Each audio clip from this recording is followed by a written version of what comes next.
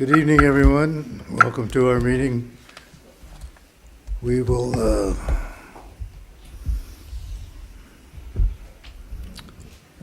we're having an invocation, are we?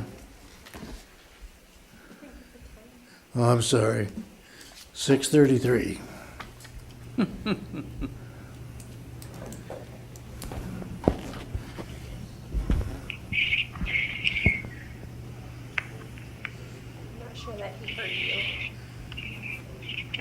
Hello?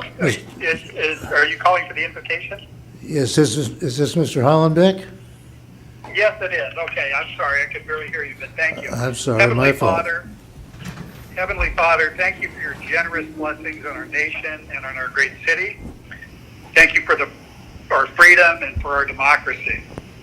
Bless our city leaders every day, and especially today as they meet to discuss and act upon important matters affecting Canyon Lake. Continue to protect and bless our nation and city. In Jesus' name, amen. Amen. Thank you. Mayor Pro Tem Castillo, would you like to lead us in the flag salute, please? I'd be honored. Hand over your heart.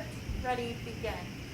I pledge allegiance to the flag of the United States of America and to the republic for which it stands, one nation, under God, indivisible, with liberty and justice for all.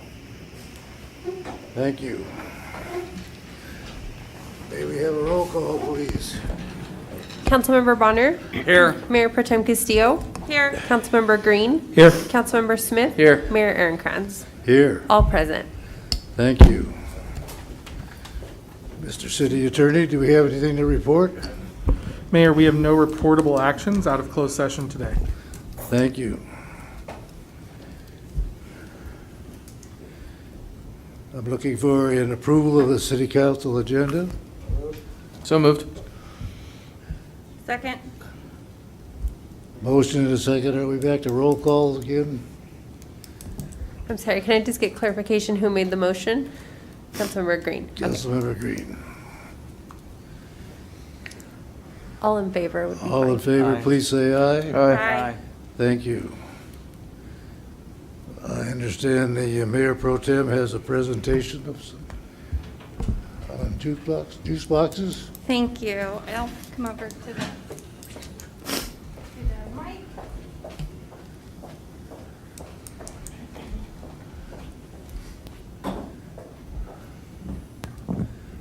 Thank you, Mr. Mayor. I'm very excited about this. Today we welcome Operation Juice Box to Canyon Lake. Operation Juice Box is a nonprofit designed to promote positive relationships between youth and law enforcement. It has nationwide participation. It was started by RSO dispatcher Chelsea Howe. And I was super excited personally when our lieutenant agreed to allow this program to come to Canyon Lake. Our youth, not only I can visibly see that we appreciate law enforcement, but the encouraged participation and contact between law enforcement and Canyon Lakers is something that we definitely want to encourage and advocate. We want you to feel welcome here, and we want the youth to have positive experiences with law enforcement. After you agreed to allow the program to come here, one of our residents, Jeannie Hooneran, said, I'm going to start a drive. And she gathered friends in the neighborhood and had 4 specific drop box locations. And people brought juice boxes, people brought water, and it filled my heart personally with a lot of pride for our community. Donna Ritchie then decided, well, there's other things that we can have law enforcement pass out, and she went out and got at least 125 coloring books and crayons to also present to you.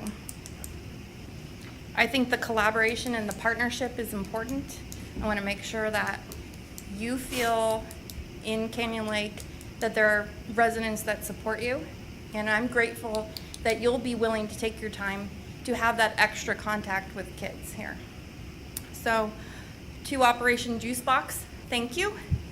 To Deputy Verisek, thank you for volunteering to kind of be the face of Operation Juicebox here. To our lieutenant, thank you so much for agreeing to have this.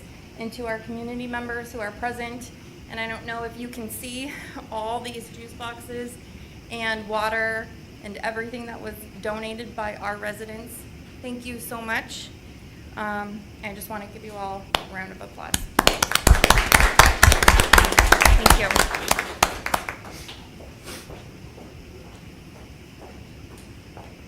I don't know if anyone wants to say anything, but feel free. If not, thank you again.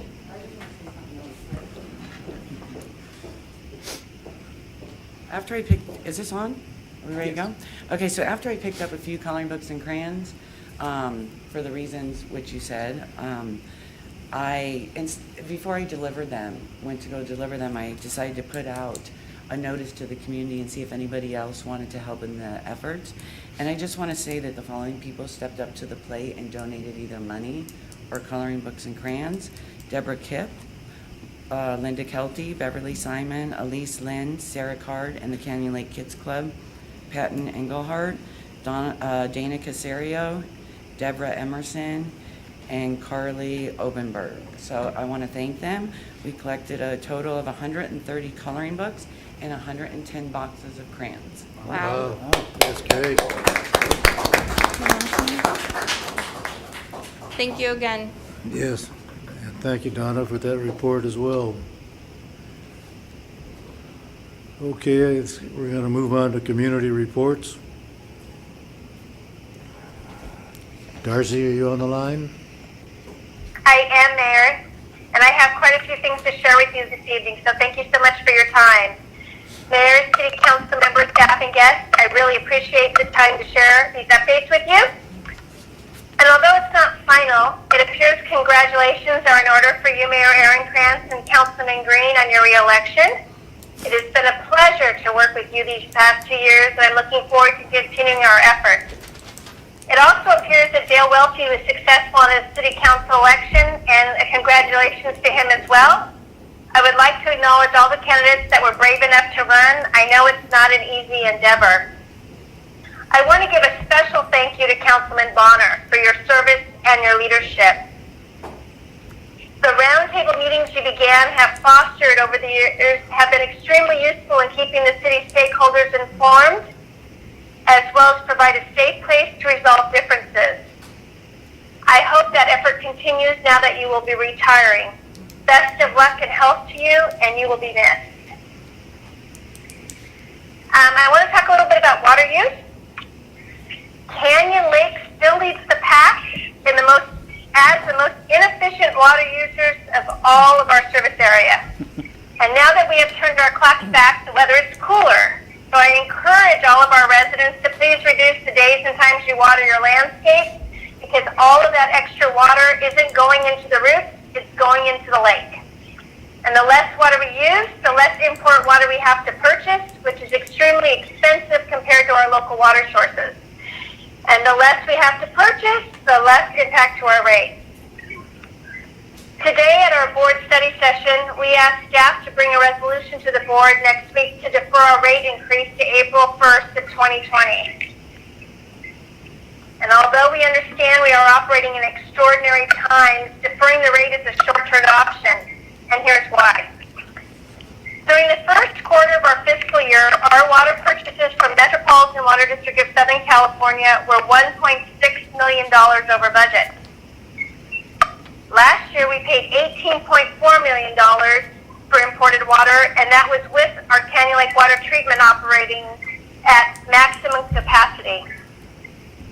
This year, our water treatment plant here in Canyon Lake is out of service, and that water, when produced, is about half the cost of imported water.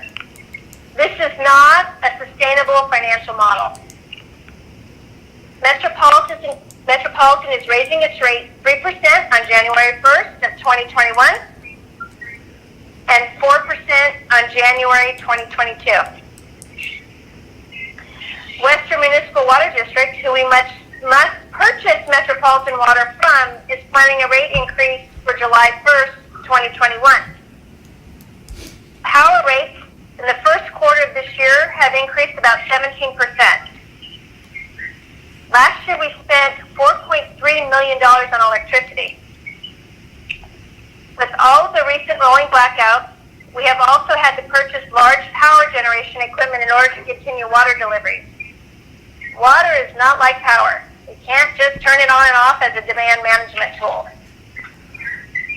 Water quality regulations have increased, requiring us to invest in additional and more advanced treatment applications, which are all more expensive than conventional water treatment applications. Last year, approximately 33 cents out of every dollar went solely to regulatory compliance. That is a third of our budget that is completely out of local control and goes directly to regulatory agencies. That's before capital improvement projects, repairs, maintenance, water purchases, water treatment and distribution, wastewater services, energy costs, or staffing expense. That is simply the cost of compliance. So while I'm empathetic to those impacted by our current pandemic and economic situation, I am very cognitive that kicking the can down the road too far could be much worse for so many more of the families and businesses we serve. Over the last few years, the board has made grants and other funding sources a top priority, bringing back over $70 million in grants and low interest loans to our region, saving our ratepayers about $5 million per month per household over the next 20 years. Just today, staff shared with us that the district was successful in winning a state revolving fund loan for the regional wastewater treatment plant expansion, which over the life of the financing will save our ratepayers over $64 million, bringing our grand total to over $130 million. And the wastewater treatment plant upgrade and expansion has other benefits. The improvements that we're doing now were required by the Regional Water Quality Control Board based on increased flows. We had no options of when to do it or what needed to be done. They dictated. But economists estimate that for every $1 million spent in capital improvement projects, approximately 17 jobs are created. That project is estimated to be about $150 million, creating over 2,500 local jobs. And just the other day, I followed a conversation on social media in which there was some confusion regarding the city's involvement in recent litigation between EDMWD and the Canyon Lake POA. I want to clarify, in the most recent litigation between the district and the POA, the city played no part nor was it a party. If our community has a question, concern, or even a great idea, I would love to hear it. Please call me. Once our current restrictions are lifted, I will be hosting a coffee or meet and greet so that the residents of Canyon Lake, as well as Canyon Hills and Tuscany Hills, can bring their questions or concerns forward and we can have a productive and informative dialogue. That's all I have this evening, except for when you get to your public hearing. So thank you for your time, and I'm happy to take any questions.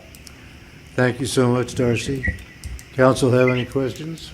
No, but I would like to thank you for being so accessible. I have personally found that when residents have asked me questions and I've referred them to you, that the feedback I get is that you are immediate in your response and answer their questions, and I personally appreciate that very much.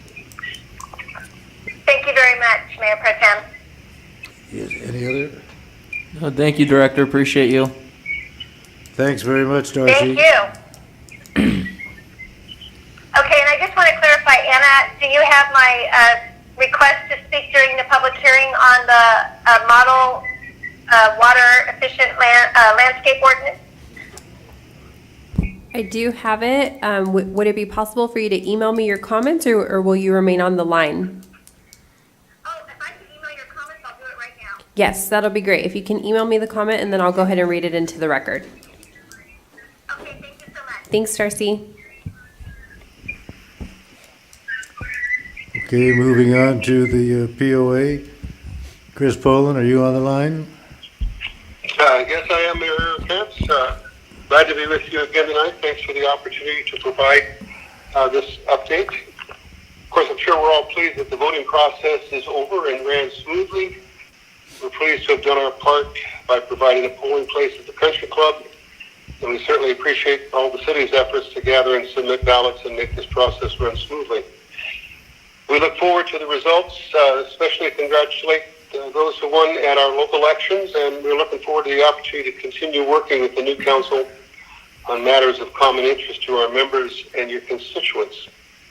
I'm pleased to report that Mayor Arafat and I attended a joint meeting of city staff and POA staff related to the landscape ordinance you're approving tonight, the possible transfer of ownership of Black Horse and Sorrel to the POA, the MOU I discussed last month related to the need to coordinate the issuance of building permits and POA construction permits in support of our members, and the ways that the POA can help the city identify the homes in Canyon Lake that are being rented. I'm very pleased to say it was a very constructive meeting, and it produced new ideas for possible solutions that will meet both the individual needs of the city and the POA. I believe these will be in place before the end of the year and immediately start yielding positive results. Going forward, we continue to look at improving the quality of life in Canyon Lake by refining our rules, taking care of our amenities, and possibly installing a solar network at the lodge, at the country club, and at the operations facility at the North Gate. We're also in the process of advertising and awarding the next three-year contract for our community patrol security services. That'll happen in the next couple of months. May I conclude by saying that we're very interested in your deliberations related to establishing a Canyon Lake fire department and stand ready to assist you wherever we can. Thank you, and be happy to answer any questions. Thank you, Chris. Council have any questions? Nope. Well, thank you for the report, and I would like to comment, yes, that meeting went very well between the city and the POA and our staff members. So thank you for your great cooperation on that, Chris. Okay, we're moving on to Chamber of Commerce reports. Jeannie, are you on the line? Yes, I am. I made it this time. Thank you. You're welcome. So good evening, Mayor, Mayor Pro Tem, City Council members. Thank you for this opportunity to provide an update from the newly revitalized Chamber of Commerce. Wanted to let you know we had a tie for first place in our Ghostly Gallery door decorating contest. Our winners are Daisy Dukes and the Canyon Lake Properties Association, Lighthouse Restaurant and Country Club Restaurant. Each of the businesses will be featured in and receive free advertising in our e-newsletter. And they will also be featured and will have banner ads prominently placed in our soon-to-be-launched redesigned website. I am pleased to announce that we have a new board of directors for 2021 and the rest of 2020 as well. Our chamber board members are Treasurer Jenny Ehrenkrantz, Secretary Debbie Gagnon from Pack Wrap and Post. Our Director of Member Events is Joseph DeCasperis from Joseph Casperis Design. Our Director of Community Events is Sonia Kent from Price Waterhouse. Still looking to fill the following positions: our Director of Volunteers and our Director of Sponsorships and Donations. If any of you know anybody, please send them our way. We've also hired Christina Rasband as our Communications and Marketing Director, and I think, or hopefully, most of you have seen our Facebook and social media posts. She's been doing a great job. This upcoming event, we will be launching our new website this month, and I'm very excited about it. As I mentioned earlier, we'll have the ability to feature our members, we'll do banner ads, etc. We're also going to begin our membership drive this month, so you'll see us walking around the town center with our flyers and everything. And then Sonia Kent, our Director of Community Events, is coordinating the installation of our Board of Directors, which is tentatively scheduled for December 17th. This will not be the big gala event like we've had in the past for obvious reasons, but we will be creating a live Facebook event and other YouTube broadcasting. So as soon as we have all the details firmed up, we will let you all know what's going on. So thank you very much. Well, thank you. Council have Any questions? Any questions? Thank you, Jeannie. I don't have a question. Thank you. I do want to give a comment. I'm really impressed with the steps that the chamber has taken and the progress it's made, and I'm excited to see where it goes. Well, thank you very much. Your help has been much appreciated as well.